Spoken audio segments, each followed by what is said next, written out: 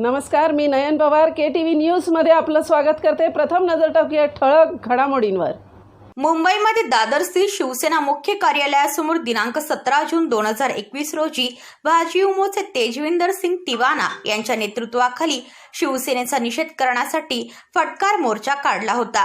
सदर मोर्चा काढल्यासंदर्भी भारतीय जनता पार्टी या पक्षात सक्रिय सहभाग देणारे मनजित सिंग अब्रोल यांनी त्यांच्या चेंबूर कॉलनी येथे परखड प्रतिक्रिया व्यक्त केली आहे। आपल्यासोबत आहेत बीजेपी महाराष्ट्र कार्यकारिणी सदस्य मनजित सिंग अब्रोल, ज्यांनी समाजामध्ये व बीजेपी पक्षामध्ये सुद्धा मोलाचं सहकार्य केलेलं आहे, पक्षवाढीसाठी व समाजामध्ये लोकांना मदतीचं योगदान देण्यासाठी।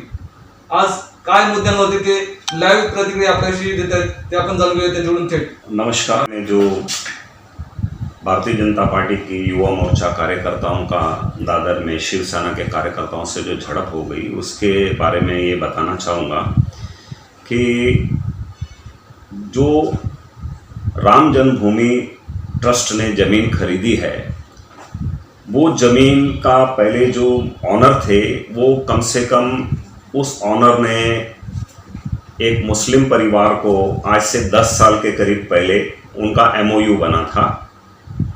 वो MOU करीब 2 करोड़ रुपए का था। वो 2 करोड़ का MOU जब बना तो उसके बाद हर आदमी उसकी क्रॉस वेरिफिकेशन करता है। टोकन देने के बाद 50 लाख रुपए शायद उन्होंने एडवांस दिए थे। उसके अंदर वक्फ बोर्ड ने कुछ क्लेम किया कि ज़मीन पे हमारा दावा है, वो डिस्प्यूट चला। डिस्प्यूट चलने की वजह से वो जो MOU है उसको फाइनल नहीं हुआ, उसकी बैलेंस पेमेंट रोकी गई। ऐसे अक्सर ही होता है, क्योंकि मैं प्रॉपर्टीज़ में हूँ और मुझे इस प्रॉपर्टीज़ के बारे में सब पता है कि किस तरह से, तो उसमें समय लग जाता है, लिटिगेशंस हो जाती हैं। वो प्रॉपर्टी 2 करोड़ रुपए की डील जो हुई थी, उस हिसाब से आप उस वक्त का, आज से 10 साल पहले का अगर वो प्रॉपर्टी का रेट देखेंगे और आज देखेंगे, उसमें ज़मीन आसमान का फ़र्क है। वो प्रॉपर्टी बाद में लिटिगेशन वक्फ बोर्ड की हुई, वो तब तक क्लियर नहीं हुआ तो उनका MOU रिन्यू होता रहा। मे बी वो जो डायरेक्शन कोई लिटिगेशन कोर्ट की थी या म्यूचुअल अंडरस्टैंडिंग की, इस वक्त उसके ऊपर टिप्पणी करनी जायज़ नहीं है। फिर वो प्रॉपर्टी के दाम इसलिए भी बढ़े कि आज अयोध्या में भी जो राम मंदिर बन रहा है, और राम मंदिर इतना विशाल बन रहा है कि उसको देखा जाए तो मंदिर के नज़दीक प्रॉपर्टी के रेट दूसरे भी देखे जाएं तो आसमान छू लिए होंगे, क्योंकि बहुत वहाँ पर अगर कोई रेस्टोरेंट्स खुलने हैं या कोई होटल्स खुलने हैं या दूसरी कोई चीज़ खुलनी है, उस बारे में उसमें प्रॉपर्टी की जब पता चलता है, जैसे कहीं हम लोग देखते हैं एयरपोर्ट बनने वाला है नवी मुंबई में, तो तुरंत ही प्रॉपर्टी के रेट्स डबल ट्रिपल 5 टाइम्स हो जाते हैं। और पहले की कोई प्रॉपर्टी जो थी, आज मुंबई में भी देख लो, तो वो प्रॉपर्टीज़ के रेट 10-10 साल में ऐसे ग्रेजुअली बढ़ते रहे। कुछ अभी लॉकडाउन जो हुआ उस टाइम थोड़ा सा उसमें अप्रिसिएशन नहीं हुआ, नहीं तो थ्रू आउट वर्ल्ड ऐसे प्रॉपर्टी के भाव, इंडिया प्रॉपर्टी के भाव बढ़ते रहे।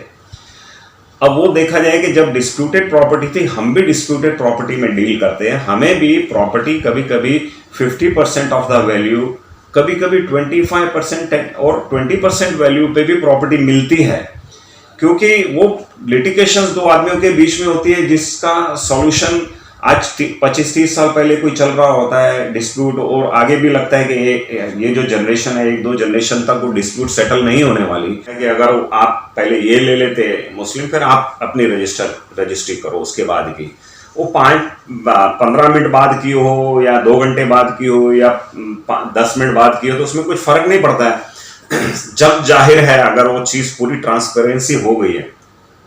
अब कोई कांग्रेसियों को पूछे, सुरजेवाला जी का मैंने परसों स्टेटमेंट देखा कि मर्यादा पुरुषोत्तम राम आप बोल रहे हो। अरे आप कब से मानने लगे कांग्रेस वाले राम को?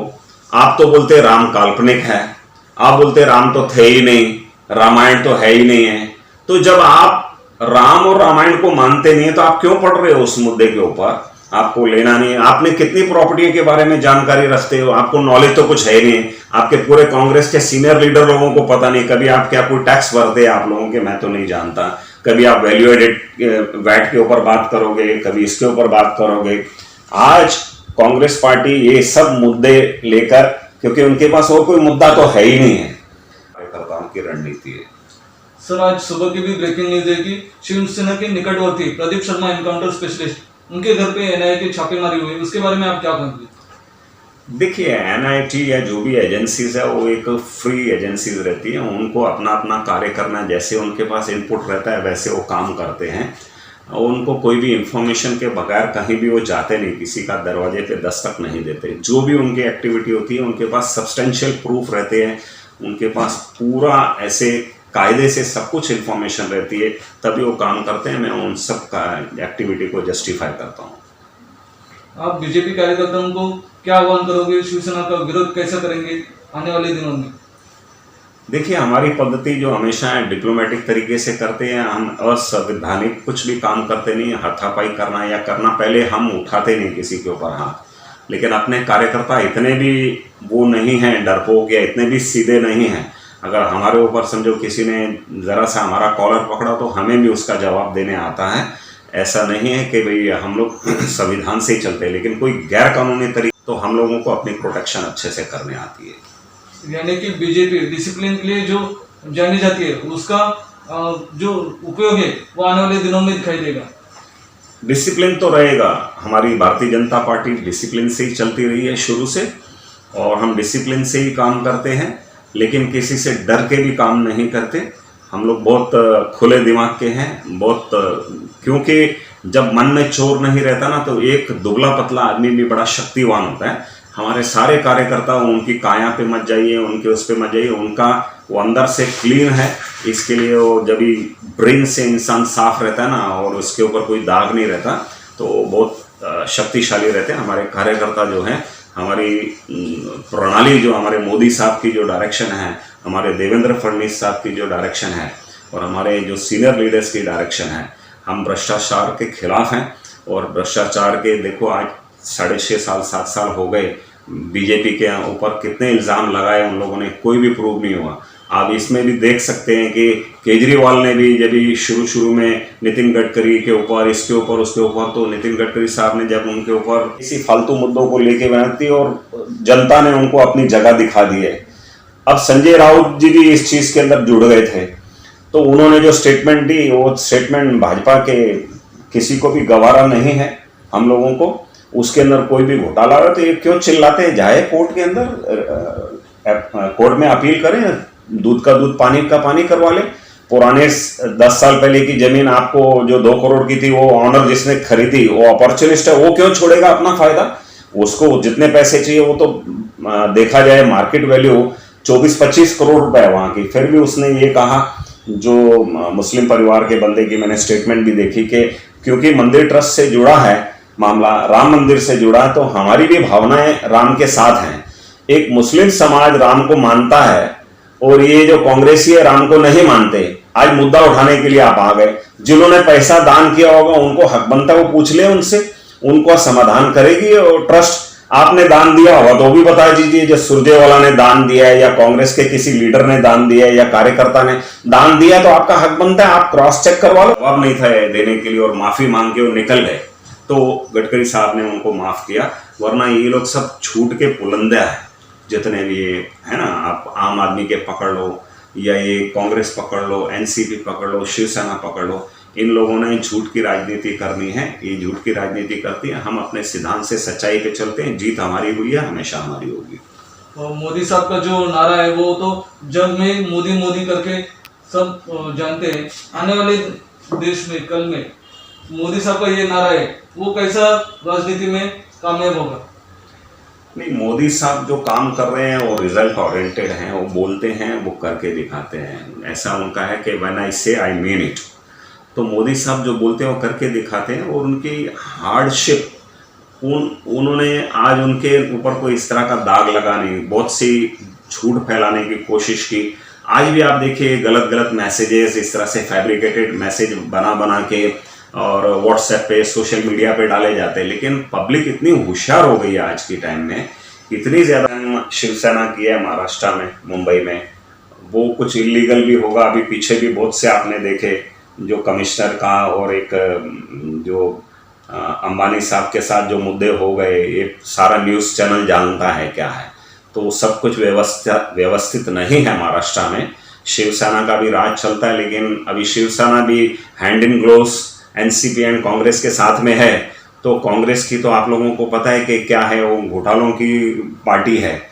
उन्होंने आप ए से लेके जेड तक आप चेक कर लो, उनके घोटाले हैं। और उनके बड़े नेता भी बहुत सारे जो है सुप्रीम कोर्ट से जमानत पे हैं।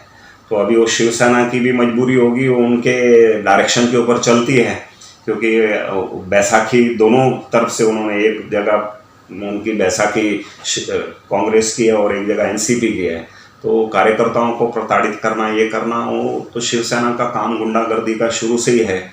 और उसी वजह से आपने देखा कि भाजपा की जो कार्यप्रणाली है वो टोटल एडमिनिस्ट्रेटिव लेवल की होती है। सिद्धांत होंगे जितने खुदा हैं खुदाई में, बंदे ना होंगे जितने खुदा हैं खुदाई में, किस किस खुदा के सामने सजदा करे कोई।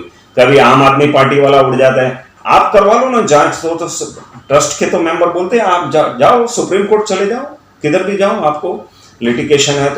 तो मेरा ये कहना है कि ये अभी बेचारे जो हैं सब, इनके पास कुछ रह नहीं गया, सबकी डूबती नैया है, जिस वजह से इनका ये हाल है। और इनके पास कोई मुद्दे नहीं है, कामकाज नहीं है इन लोगों को राजनीति का, और ये मुद्दा चलाते हैं। तो जो अगर हमारे भाजपा के कार्यकर्ताओं को ठीक लगा, उन्होंने जो भी दादर में कल इकट्ठे होकर विरोध किया वो सही था। संजय राहुल जी या शिवसेना के किसी भी, या कांग्रेस के किसी कार्यकर्ता या आम आदमी पार्टी के कार्यकर्ता से हमारी विनती है कि आप चिल्लाने की बजाय आप लीगल प्रोसीजर अडॉप्ट कीजिए, वो अच्छा होगा आपके लिए। सर कल ये भी लेकिन उस वक्त जो 10 साल पहले वो प्रॉपर्टी बिकी, वो प्रॉपर्टी के दाम उतने ही थे जितनों में ली गई।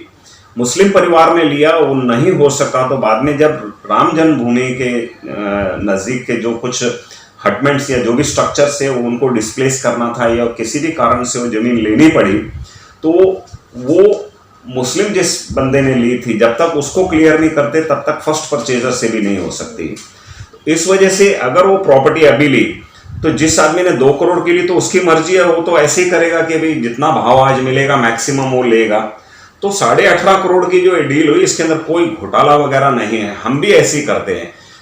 हाँ, ये हो सकता था कि जो पहले ऑनर ने बेची तो मुस्लिम के नाम पे की, बाद में वो मुस्लिम समाज से या मुस्लिम परिवार से ये जो मंदिर ट्रस्ट ने ली, उसमें ये भी कर सकते थे कि जो मुस्लिम बीच वाला है बंदा, उसको कंफर्मिंग पार्टी भी बना सकते थे, तो डायरेक्ट वो रजिस्ट्री एक ऑनर से मंदिर ट्रस्ट पे भी हो सकती थी।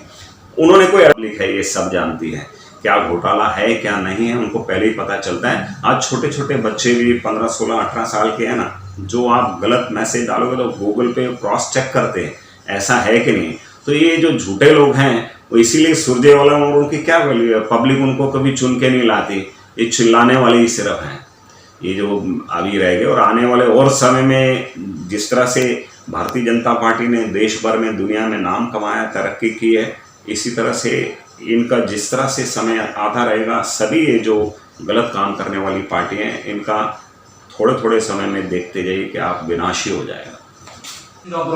जे भाजप महाराष्ट्र कार्यकारिणी सदस्य आहेत त्यांनी रोखठोक ताज्या मुद्द्यांवरती व जे शिवसेनेचा जो मुद्दा आहे त्याच्यावरती रोखठोक प्रतिक्रिया व्यक्त केलेली आहे। कॅमेरामन रोहन सोबत विनोद कांबळे, केटी न्यूज, मुंबई। आजचं बातमीपत्र इथेच संपलंय. पुन्हा भेटूयात उद्याच्या बातमीपत्रात. आपल्या परिसरातील बातम्या आमच्यापर्यंत पोहोचवण्यासाठी स्क्रीनवर दिलेल्या क्रमांकावर संपर्क साधू शकता. दूरध्वनी क्रमांक 9833235011.